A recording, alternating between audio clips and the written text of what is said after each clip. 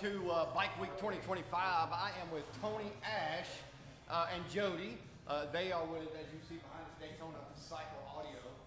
Fantastic couple here. And so, Tony, give us a real quick bio of you guys, how you acquired the place. I know a little bit of the story, but it's always been intriguing, and I love to tell it as much as I love to hear it. Well, thank you, Randy. Appreciate you guys being here. Absolutely. Yeah, Bike Week is crazy. This is rolling into our 5th year of Bike Week. So the quick 10,000-foot view answer is 5 years ago, or actually about 12 years ago, I rode in here from Memphis, Tennessee, stumbled across Daytona Cycle Audio in another facility, their old facility, met Frank, had a sound system put on my bike. I was like, oh my God, this thing's awesome, right? A couple years later, I ride back. I spent a lot more money, had more speakers put in. And the ongoing joke is it was cheaper to buy this place, so we keep coming here having audio systems put in. So 5 years ago, the previous owner calls me one day. I was in New York on business, and he says, hey, Tony, I think I'm going to retire. I said, cool, what are you going to do? He goes, nothing. I go, well, you don't do anything now. Frank does all the work.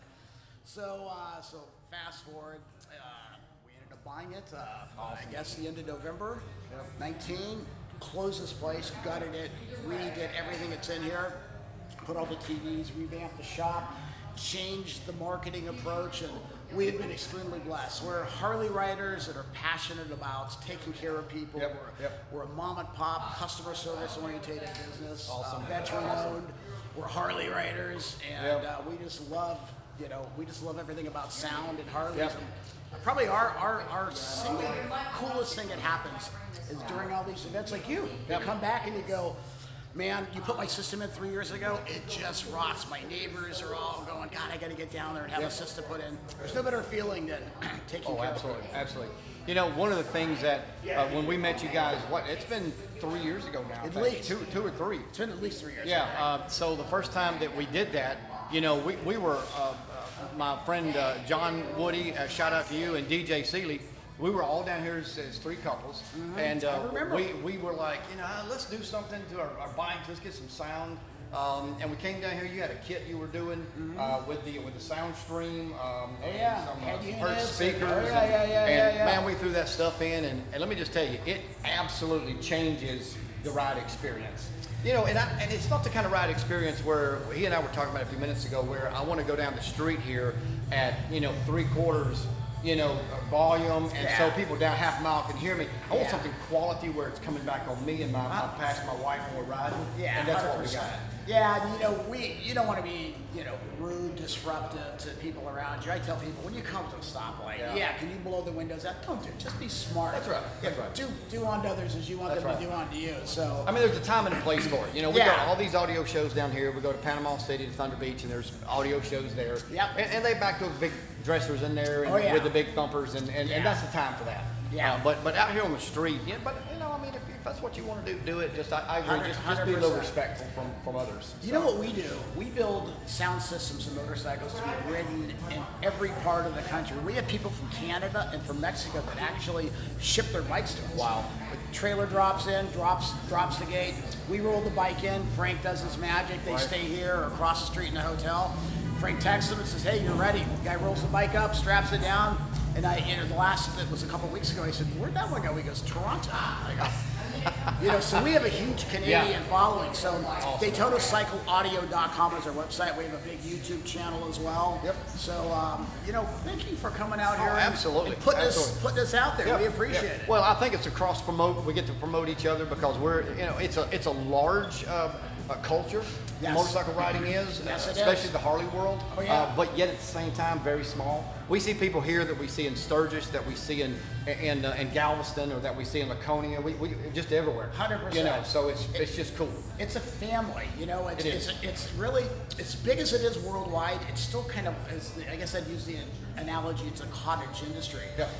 It's like, what was it, Hotel California? It's free to check in, but you can never leave or whatever. That's right. Everybody stays in it, right? That's right. And then you can't do 2 wheels. What do you got? 3 wheels, like the bike that we're about to roll in here. So. Well, that's what DJ brought a trike in. You did Yeah, his. and John and I had the Ultra Limiteds, and you did Yeah, those. yeah, I remember. And it was.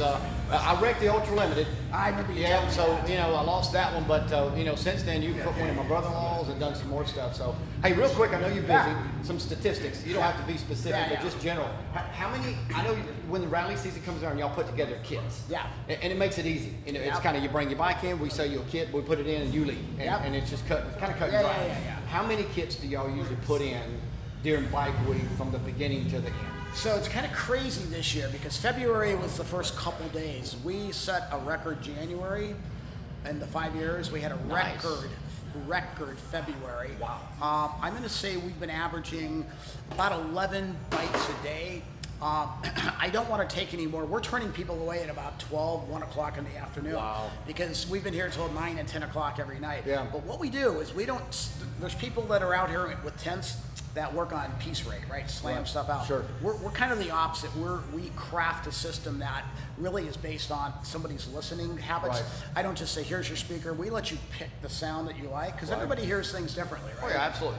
So I am optimistically positive this is going to be probably one of the best bike weeks in a long time. I don't know if it's elections, if it's people feel better about things. Right. I don't know. Yep. But it's been crazy. We've just been totally slammed. And Yeah. like I said earlier before we jumped on camera, we're very blessed with what we do Yep. and, Awesome. and the following we have. Hey guys, if you're in the Daytona area or Florida area for that matter, Tony and Jody take care of you. Daytona Cycle Audio, they're here at Destination Daytona Complex, where Teddy Morris is, and Permanent business. Yeah, they're brick and mortar. This is not a tent. Everybody else is kind of tented up around, and they do their share of business as well. Yeah, there's You enough guys for are all here. of us. Yeah, absolutely. You don't have to chase us. We're permanent. I pay rent every month. We're good. That's right. Tony, I appreciate Randy, it. God appreciate bless it, you. brother. That's right. Absolutely. Good to see you again, and we look forward to seeing you more. Good years to to come. see you. Good Yeah. to see you too. God bless. Take care, guys. Take care.